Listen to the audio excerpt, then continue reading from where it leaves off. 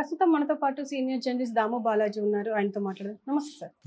Sir, Lavanya Raj Tarun వాళ్ళ mother పైన దాడి చేశారు, ఆవిడ ఇప్పుడు హాస్పిటల్లో ట్రీట్మెంట్ తీసుకుంటున్నారు అని చెప్పేసి వార్తలు వస్తున్నాయి. ఇంకో పక్క లావణ్యని అంటే వాళ్ళు ఉంటున్న ఆ మ్యూచువల్ విల్లా ఏదైతే ఉందో అది అమ్మేయడం వల్ల ఆమెను బయటికి బౌన్సర్లను పెట్టి పంపించేసే ప్రయత్నం చేస్తున్నారు అని అంటున్నారు.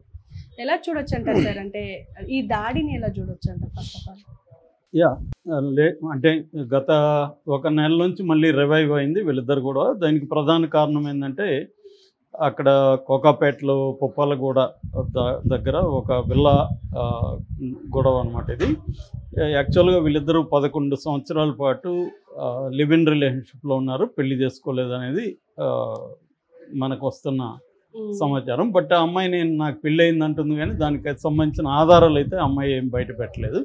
సో ఆ వీడియో ఒకటి బయట పెట్టింది. ఆ వీడియోలో కూడా మీరు కలిసి పిల్లల్ని కానండి అన్నట్టుగా ఉంది. అది కూడా కట్ చేసి పెట్టింది. తర్వాత శేఖర్ భాష త్వరలో పెళ్లి చేసుకొని పిల్లల్ని కానండి అనేది కంప్లీట్ వీడియో ఉంది. సో క్లియర్గా వీళ్ళకి ఇద్దరికైతే పెళ్ళి అయితే కాలేదు, కానీ కలిసి ఉన్నారు. కలిసి ఉండడానికి కూడా సుప్రీంకోర్టు కూడా ఒక రకమైన పెళ్లి, కానీ అంటే పెళ్లితో ఈక్వల్ రైట్స్ ఉండకపోయినా మ్యాక్సిమం రైట్స్ ఉంటాయి. సరే, ఏదేమైనా వాళ్ళు బ్రేకప్ అయితే అయింది. బ్రేకప్ తర్వాత అమ్మాయి అతని కోసం కొట్లాడింది. అతనికి వేరే అఫైర్, మాల్వి మల్హోత్రా ఇలాంటి వాళ్ళతో అఫైర్లు ఉందని ఆరోపించింది. దాని తర్వాత శేఖర్ భాషని షాడో ఫైటర్ లాగా దింపాడు ఎవరు, రాజ్ తరుణ్. సో శేఖర్ భాష వచ్చి అప్పటి వరకు ఈ అమ్మాయికి ఉన్న సింపతిని ఒక్కసారిగా ఉల్టా పల్టా చేసేసాడు. సో ఈ అమ్మాయికి కూడా మల్టిపుల్ అఫైర్స్ ఉన్నాయని గతంలో అతని పేరు మస్తాన్ సాయి మీద కూడా సేమ్ ఇట్లాంటి కేసు, పెళ్లి చేసుకున్నాడు, మోసం చేశాడని కేసు పెట్టడం. అట్లాగే ఇంకొక వేరే వాళ్ళతో కూడా అఫైర్లు ఉన్నాయి. అట్లాగే డ్రగ్స్ ఇవన్నీ అతను బయట పెట్టడం జరుగుతుంది. సో అక్కడి నుంచి ఇది ఒక వెబ్ సిరీస్ లాగా నడుస్తుంది. లేటెస్ట్గా ఏంటంటే ఈ విల్లా కోసం గొడవలు మొదలైనట్టు కనబడుతుంది. అంటే దీనిలో 2 కోణాలు ప్రధానంగా ఉన్నాయి. ఒకటి, ఆ కమ్యూనిటీ ఏదైతే ఉందో ఆ విల్లాకు సంబంధించిన మొత్తం ఆ విల్లాలు ఉంటాయి కదా, ఆ కమ్యూనిటీ వాళ్ళు ఈ అమ్మాయి వల్ల తలనొప్పిగా ఫీల్ అవుతున్నారు. చుట్టుపక్కల ఇండ్లు తీసుకోవడానికి కానీ తీసుకున్న వాళ్ళు కానీ ఇబ్బందిగా ఫీల్ అవుతున్నారు. ఎందుకంటే ఈ అమ్మాయి డ్రగ్ బ్యాచ్ని అక్కడికి రంగంలో దించడం, అలాగే ఈ మధ్యకాలంలో శేఖర్ భాష ఇంకొక బాంబు కూడా పేల్చాడు. అదేంటంటే ఈ అమ్మాయి కొంతమంది ఒక గాయత్రి అనే ఒక అమ్మాయి ద్వారా పొలిటీషియన్స్కి అమ్మాయిల్ని సప్లై చేస్తున్న విషయం కూడా అతను బయటికి తీసుకొచ్చాడు. ఏదేమైనా అమ్మాయి కొంత అక్కడ న్యూసెన్స్ క్రియేట్ చేస్తుంది అనేది వాళ్ళు ఇది చేశారు. దీంతో వాళ్ళు రాజ్ తరుణ్కి చెప్పినట్టుగా తెలుస్తుంది. రాజ్ తరుణ్ ఏం చేశాడంటే ఎవరికో ఇల్లు అమ్మినట్టు, మళ్ళీ నిజంగా నమ్మాడా లేకపోతే రికార్డు క్రియేట్ చేసి అమ్మాయిని కాలేజీ చేయడానికి ఒక స్కీమ్ వేస్తాడో తెలియదు. మొత్తానికి జనవరి 10వ తేదీన 2024 జనవరి 10వ తేదీన ఇల్లు అమ్మినట్టుగా ఒక డాక్యుమెంట్ క్రియేట్ అయింది. సో ఇప్పుడు కొత్తగా ఏమైందంటే ఆ ఇల్లు కొన్నవాళ్ళు నిన్న బౌన్సర్లను తీసుకొని వెళ్ళారు. సో వెళ్ళి ఖాళీ చేయమన్నారు. ఈ గొడవల్లో ఈ అమ్మాయి లావణ్య రాజ్ తరుణ్ వాళ్ళ అమ్మ మీద దాడి చేసింది, ఆమెకి సీరియస్ గాయాలై హాస్పిటల్లో ఉందనే విషయాన్ని శేఖర్ భాష బయటపెట్టాడు. అదర్వైజ్ మనకి వేరే థర్డ్ పార్టీ సోర్స్ ద్వారా ఇది కన్ఫర్మ్ చేసుకునే అవకాశం అయితే లేదు. ఎందుకంటే రాజ్ తరుణ్ కానీ వాళ్ళు ఎవరు చెప్పలేదు. శేఖర్ భాషనే ఇప్పుడు రిప్రజెంటేటివ్ ఆఫ్ రాజ్ తరుణ్ కాబట్టి అతను ఆరోపిస్తున్నాడు. దీనికి సంబంధించి మామూలుగా అయితే ఆమె చిటుక్కుమన్న మీడియా ముందుకు వచ్చే అమ్మాయి, పోలీస్ స్టేషన్కి వెళ్ళే అమ్మాయి, ఇక్కడ మాత్రం ఇప్పుడు పోలీస్ స్టేషన్కి వెళ్ళలేదు, మీడియా ముందుకు కూడా ఇప్పటివరకు రాలేదు. అంటే క్లియర్గా ఆ అమ్మాయి దాడి చేసినట్టుగానే అర్థమవుతుంది. ఎందుకంటే ఆ అమ్మాయి దాడికి గురైంటే ఇప్పటికీ వచ్చి గోల్ చేసేది. సో అమ్మాయి మిస్సింగ్లో ఉంది. మధ్యలో కూడా అమ్మాయి ఏం చేసింది, ఎప్పుడైతే ఇల్లు ఖాళీ చేయాలన్నట్టు కొత్తగా ఒక థియరీ బయటికి తీసుకొచ్చింది. అదేంటంటే ఇది అప్పుడు మేము 1.5 crore కొన్నాము, ఇప్పుడు అది 12 crores. అప్పుడు కొన్నప్పుడు నేను 70 లక్షలు మా నాన్న డబ్బులు పెట్టాను, సో ఈక్వల్ షేర్ నాకు ఉందని చెప్తుంది. ఇంత క్యాలిక్యులేటెడ్గా ఫైటింగ్ స్పిరిట్ ఉన్న అమ్మాయి 70 lakhs పెడితే ఇద్దరు పేరుతో రాయించుకునేది కదా ఇల్లు. కనీసం మామూలుగా అయితే నా పేరుతోనే రాయమని అడిగేది. సరే, కనీసం వరస్ట్ అయింటే జాయింట్ దీని కింద ఓనర్షిప్ కింద ఉండాలి అని డిమాండ్ చేసి ఉంటుంది కదా.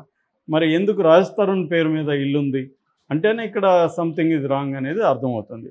సో ఏదేమైనా మోరల్గా మనం ఏ స్టాండ్ తీసుకోకపోయినా లీగల్గా అయితే అది రాజ్ తరుణ్ ఇల్లు తప్ప ఈ అమ్మాయికి ఏమీ రైట్ లేదు. ఒకవేళ రైట్ ఉంటే లీగల్గా పోయి కొట్లాడుకోవాలి. కాకపోతే ఇక్కడ ప్రాపర్టీ డిస్ప్యూట్స్ అంతా ఎలా ఉంటాయంటే పొసెషన్ ఎవరి దగ్గర ఉంది అనేది చాలా ఇంపార్టెంట్ లీగల్ దీనికంటే కూడా పొజిషన్ కంటే కూడా. అందుకని ఏం చేస్తారంటే చాలామంది ఆ ఇంట్లో ఉండిపోతారు, వాళ్ళని ఖాళీ చేయడానికి వేరే వాళ్ళు ట్రై చేస్తుంటారు. ఇదే జరుగుతుంది ఎప్పుడైనా. సో అందుకని కూడా అమ్మాయి ఏం చేసిందంటే ఆ ఇంట్లో ఉండడం వదలలేదు, ఆ ఇల్లుని వదలకుండా ఉండిపోయింది. ఇప్పుడు ఖాళీ చేయాల్సిన పరిస్థితి రావడంతో ఓనర్స్ ఏం చెప్పారంటే, నేను ఆల్రెడీ ఈ ఇల్లు కొన్నవాళ్ళు, ఇప్పుడు కొత్తగా ఓనర్స్ అంటే అర్థం ఇల్లు కొన్నవాళ్ళు, ఇల్లు కొన్నవాళ్ళు రాజస్థాన్కి ఏం చెప్పారంటే, ఆ అమ్మాయి ఇంట్లో ఉంటే మేము వెళ్ళినప్పుడు ఆ అమ్మాయి మమ్మల్ని బెదిరించింది పోలీస్ కేసు పెడతామని. సో అది మాకు అనవసరమైన ఇబ్బంది అవుతుంది, మీకు సంబంధించిన ఎవరైనా అక్కడ ఉంటే అప్పుడు మేము ఖాళీ చేయించడం ఈజీ అవుతుందని రాజస్థాన్కి వాళ్ళు చెప్పినట్టుగా తెలుస్తుంది. దాంతో రాజస్థాన్ వాళ్ళమ్మ నాన్న అక్కడికి వెళ్ళమని చెప్పాడు. సో లేకపోతే వాళ్ళు పోయి ఈ అమ్మాయి దగ్గర ఇబ్బందులు పడితే ఎందుకు ఉండాలి అక్కడ. సో అందుకని వెళ్ళారు వాళ్ళు. సో వెళ్ళినప్పుడు ఖచ్చితంగా ఈ అమ్మాయి వాళ్ళని ఇబ్బంది పెట్టడానికి ట్రై చేసింది. దాంతో వీళ్ళ తరపున కూడా కొంతమందిని సోషల్ యాక్టివిస్టులు కావచ్చు, లేకపోతే రౌడీల టైపులు కొంతమందిని రాజస్థాన్ తరపున తల్లిదండ్రుల తరపున కూడా రంగంలోకి దించారు. అప్పుడు ఆ అమ్మాయి నన్ను శేఖర్ భాష రాజస్థాన్ చంపడానికి ట్రై చేస్తున్నారని మళ్ళీ వెళ్ళి నార్సింగ్ పోలీస్ స్టేషన్లో కేసు పెట్టింది. కాకపోతే ఏంటంటే గతంలో లాగా నార్సింగ్ పోలీసులు ఈ అమ్మాయికి హెల్ప్ చేయట్లేదు. ఇంతకుముందు అంటే ఒక డిటెక్టివ్ని అమ్మాయి డిటెక్టివ్ ఎస్ఐని తను ట్రాప్లో పెట్టి ఈ అమ్మాయి ఎవరి మీద కంప్లైంట్ ఇచ్చినా వాళ్ళని పిలిపించేయడం, అరెస్టులు చేయడం ఇవన్నీ జరిగాయి. దాంతో అది గవర్నమెంట్ దృష్టికి వెళ్ళి అతన్ని ట్రాన్స్ఫర్ చేసేసారు. దాంతో అందరూ కూడా భయపడుతున్నారు. ఎందుకంటే ఆ వీడియో కూడా ఈ అమ్మాయికి అతనికి మధ్య ఒక వీడియో కూడా బయటకు వచ్చింది. సో ఈ కండిషన్లో ఆ అమ్మాయి ఏం చేసిందంటే ఒక కొత్త థియరీ ఒకటి కనిపెట్టింది. అదేంటంటే ఒక రాజకీయ నాయకుడు వీళ్ళని మాకు అప్పు ఇచ్చాడు 55 లక్షలు, రాజకీయ నాయకుడికి సంబంధించిన ఒక మంత్రికి సంబంధించిన బంధువులు కావచ్చు, ఆ వ్యక్తులు మంత్రికి సంబంధించిన వ్యక్తులు 55 లక్షలు అప్పు ఇచ్చారు. సో అందులో నేను 15 lakhs తీసుకున్నాను, మిగతా 30 lakhs 40 lakhs రాజస్థాన్ తీసుకున్నాడు, వాళ్ళు ఇప్పుడు రాబోతున్నారనే ఒకటి ఇచ్చారు. దాంతో శేఖర్ భాష ఏం చేశాడంటే శ్వేత అనే ఒక అమ్మాయి తనకు ఫోన్ చేసిన ఆడియో బయట పెట్టాడు. ఆ ఆడియోలో ఏముంది, శ్వేత చెప్తుంది గాయత్రి అనే ఒక అమ్మాయి ఉంది, ఆ అమ్మాయి కలిసి లావణ్య కలిసి కొంతమంది పొలిటీషియన్స్కి ఈ అమ్మాయిని సప్లై చేస్తున్నారని చెప్పేసరికి దాన్ని తను ఎలా లింక్ చేశాడంటే ఈ అమ్మాయి చేత అమ్మాయిల్ని సప్లై చేసుకున్న మినిస్టర్ ఎవరో బయటకు వస్తే నాకు చూడాలని ఉంది అన్నట్టుగా ఇతను దానికి ఒక ఎత్తేసాడు. దాంతో మరి ఈ అమ్మాయి ఎవరినైనా అరేంజ్ చేసిందేమో రమ్మని, కానీ వాళ్ళు రావడం మానుకున్నారు. దాంతో ఈ అమ్మాయికి కార్డ్స్ ప్లే చేయడానికి కార్డ్స్ లేకుండా పోయింది. అప్పుడు ఇతను ఏం చేశాడు, రాజస్థాన్ ఈ నాటకమా లేకపోతే నిజమా తెలియదు, మొత్తానికి ఈ స్కీమ్ వేశాడు. ఆ స్కీమ్ ఏంటంటే నేను ఆల్రెడీ ఇల్లు అమ్మాను వేరే వాళ్ళకి, ఆ ఇల్లు వాళ్ళు వచ్చి ఇప్పుడు దీన్ని ఆక్యుపై చేస్తారు. సో వాళ్ళు వెళ్ళినప్పుడు ఈ అమ్మ మీద దాడి చేసింది అనేది ఇప్పుడు వస్తున్నాయి. అంటే ఈ గందరగోళంలో ఏంటంటే ఇదంతా కూడా మనం ప్రత్యక్షంగా వాళ్ళ మధ్య ఉంటే కానీ మనకు తెలియని కన్ఫ్యూజన్లు చాలా ఉన్నాయి. ఏదేమైనా దీని నుంచి మనమేమి నేర్చుకోవాలి, విన్నోళ్ళు ఏమి నేర్చుకోవాలి అనుకున్నప్పుడు ఏంటంటే ఒక రిలేషన్షిప్ అనేది ఈ అమ్మాయిలు అబ్బాయిలు పెట్టుకుంటున్నప్పుడు క్లారిటీతో స్టార్ట్ అవ్వాలి రిలేషన్షిప్ బిగినింగ్లోనే. అంటే బిగినింగ్లో ఏంటంటే అంత మంచిగా ఉంటుంది, నీకోసం నేను ప్రాణం ఇస్తా, నా కోసం నువ్వు ప్రాణం ఇస్తా టైప్లో, బుజ్జి తిన్నావా చిట్టి భోంచేసావా టైప్లో నడుస్తాయి. కానీ తర్వాత గొడవలు స్టార్ట్ అవుతాయి. అందుకని ఏంటంటే దీని నుంచి నేర్చుకోవాల్సింది రిలేషన్షిప్లో ఒక పర్మనెంట్ రిలేషన్షిప్లోకో లేకపోతే కొంత దీర్ఘకాలిక రిలేషన్షిప్లోకి ఎంటర్ అవుతున్నప్పుడు క్లారిటీ ఉండాలి, where it ends, so how it ends. ఇది క్లారిటీ లేకపోతే వీళ్ళిద్దరి మీద కూడా క్లారిటీ లేదు. క్లారిటీ ఉంటే గొడవలు రావు. అందుకనే ఈ మధ్య ఏం చేస్తున్నారంటే చాలామంది ముందుగానే రిలేషన్షిప్ అప్పుడు అగ్రిమెంట్లు రాసుకుంటున్నారు, ముఖ్యంగా పెద్దవాళ్ళు. ఇప్పుడు నాగార్జున కూడా అది రాసుకున్నాడనే వార్త బయటకు వచ్చింది సమంత పెళ్లి చేసుకున్నప్పుడు. అట్లాగే మన ట్రంప్ కూడా అలాగే చేశాడు ఇవాంకాని పెళ్లి చేసుకున్నప్పుడు. సో ఇవాంకనా కూతురు కదా, అదే కన్ఫ్యూజన్ నాకు, భార్య పేరు ఏంటి మర్చిపోయాను. సో ఆమెను పెళ్లి చేసుకున్నప్పుడు కూడా రాసుకుని ఈ మధ్య అప్రెంటిస్ అనే సినిమా కూడా వచ్చింది ట్రంప్ మీద, అందులో కూడా క్లియర్గా ఉంది. అలాగా రిలేషన్షిప్లోకి ఎంటర్ అవ్వడం అంటే ఎగ్జిట్ కూడా ఉంటుంది. ఇవాళ పర్మనెంట్ అనే రిలేషన్షిప్లు తగ్గిపోయినాయి. సో డిస్పోజబుల్ రిలేషన్షిప్స్ అనేవి పెరిగిపోయినాయి. డిస్పోజబుల్ అయినప్పుడు ఆ డిస్పోజబుల్ రిలేషన్షిప్స్ ఎంటర్ అయినప్పుడు ఉన్నంత స్మూత్గా ఎగ్జిట్ ఉండదు, వైలెంట్గా వెళ్ళిపోతుంది. ఆ వైలెంట్ అనేది ఆస్తులుగా గొడవలు కావచ్చు, ఎక్స్ట్రా మ్యారిటల్ అఫైర్స్ కావచ్చు, ఈ రెండు ప్రధానంగా ఉంటున్నాయి. అందుకని ఏంటంటే లావణ్యలో పాజిటివ్ అంశం ఏంటంటే అమ్మాయి ఫైటింగ్ చేయడం, మంచో చెడ్డో తను ఫైట్ చేస్తుంది. That is positive aspect. అంటే విమెన్ అనేవాళ్ళు వాళ్ళ హక్కుల కోసం కావచ్చు, లేకపోతే ఫైట్ చేయాలని.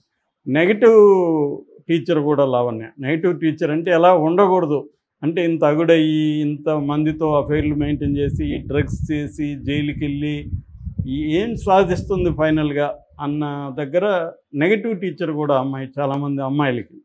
సో ఇంత లైఫ్లో ఇంత స్ట్రెస్ అవసరమా, ఇంత మెంటల్ టార్చర్ అవసరమా మనిషికి అనేది ఒకటి నేర్చుకోవాలి. రెండోది అంటే కాన్ఫ్లిక్ట్ రెజల్యూషన్. ఒక ఇద్దరు వ్యక్తుల మధ్య కాన్ఫ్లిక్ట్ వస్తే రెజల్యూషన్స్ ఎలా ఉండాలి అంటే అది లీగల్గా ఎలా ఉండాలి, మన సపోర్ట్ సిస్టమ్స్లో ఎట్లా దాన్ని డీల్ చేసుకోవాలి, ఇవి నేర్చుకోవడానికి కూడా వీళ్ళిద్దరి వ్యవహారం పనికొస్తుంది. అట్లాగే మీడియా రోల్. ఎప్పుడైనా కూడా మీడియా రోల్ ఎలా ఉంటుందంటే ఎస్కలేట్ చేస్తుంది మీడియా. ఇద్దరి మధ్య గొడవలు వచ్చి మీడియాకి ఎక్కామంటే దాన్ని పెంచి పెంచి పెంచి కాంప్లెక్స్ చేసి పెంచేస్తుంది తప్ప మీడియా రెజల్యూషన్కి ఇవ్వదు, తగ్గించదు. వాళ్ళిద్దరి మధ్య సమస్యను పరిష్కరించాలని మీడియా అనుకోదు. ఇవాళ ఉన్న మీడియా మోడల్ ఏంటి, కాన్ఫ్లిక్ట్ని పెంచి వాళ్ళిద్దరి మధ్య గొడవలు మరింత క్రియేట్ చేసి ఎవరి సైడ్ ఒకటి సైడ్ తీసుకొని మళ్ళీ సైడ్ తీసుకుంటే కూడా వీళ్ళు తిరిగేస్తారు. వీసు అటు వస్తున్నాయి అనుకుంటే అడ్డు తిరుగుతారు. కాబట్టి మీడియాకి ఎక్కకుండా సాల్వ్ చేసుకుంటేనే పరిష్కారం అవుతుంది. మనం ఏ కేసు చూసినా ఈ మధ్య చాలా కేసులు చూస్తున్నాం. మీడియాకి ఎక్కితే అది మోర్ కాంప్లెక్స్ అయిపోయి గందరగోళం అయింది.